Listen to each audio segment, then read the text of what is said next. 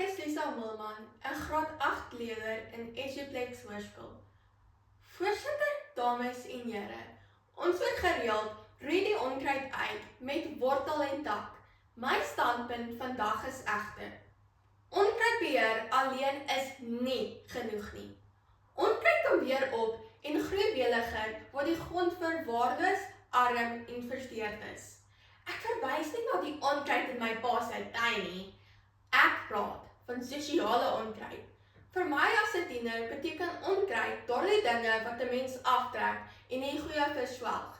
Sosiale media vergelyking, groepsdruk en uitstel is gifappeltjies in my rosetuin. Eerstens, onkruid van sosiale media. Volgens 'n artikel getiteld Selfoonverslawing soortgelyk aan dwelms van 21 Maart 2024 op Marula Media uit sosiale media sy taal op tieners se geestesgesondheid.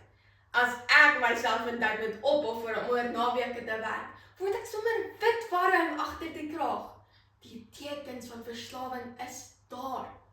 'n Chinese sielkundige skryf in 'n 2022 artikel getiteld Effekte van sosiale media op jeug en tienergeestesgesondheid dat die risiko van depressie by tieners met 13% toeneem vir elke uur op sosiale media.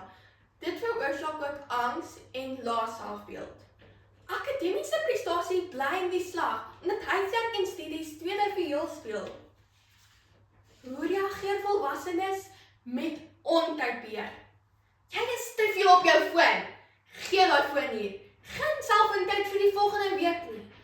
En vir 'n rukkie gaan dit beter, maar die dag as jy jou foon terugkry, is jy terug op dieselfde toepassings en die siklus herhaal.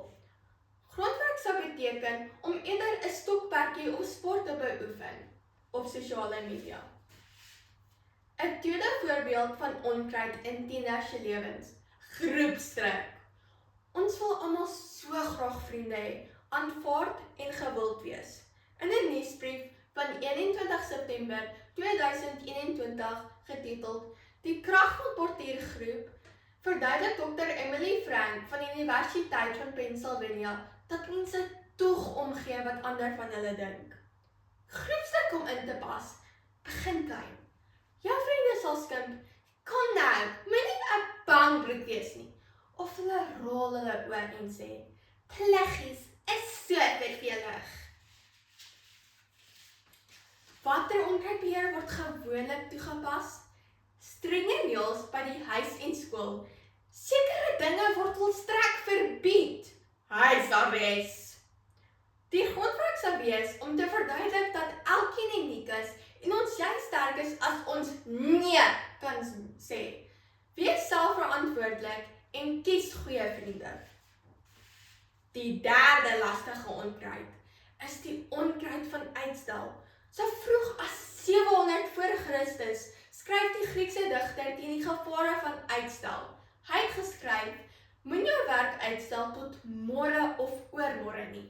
'n Man wat uitstel, beland in die gevare van ondergang. Ek voel dikwels oorweldig. Stop ons huiswerk, toetsreekse, kultuur, sport en dan moet ek ook nog presteer. Wat as ek nie klaar kry nie? Wat as dit nie goed genoeg is nie? En die onkruid van uitstel neem my lewe oor. Miskien moet ek eers 'n fliek kyk of my kamer regpak voor ek kan werk. Natuurlik is niks betydskaart nie en ek lewe van krisis tot krisis. Ek is oral in die moeilikheid.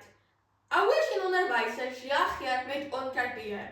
Ek hoor, jy's lui, jy moet beplan. Nog straf, ons vat jou foon. Nog druk, jy moet net harder werk. Sulke onkruidbeheer veroorsaak dikwels net meer negatiewe denke en angs. Ten slotte, onkruidbeheer is nodig, maar dit is nie genoeg nie.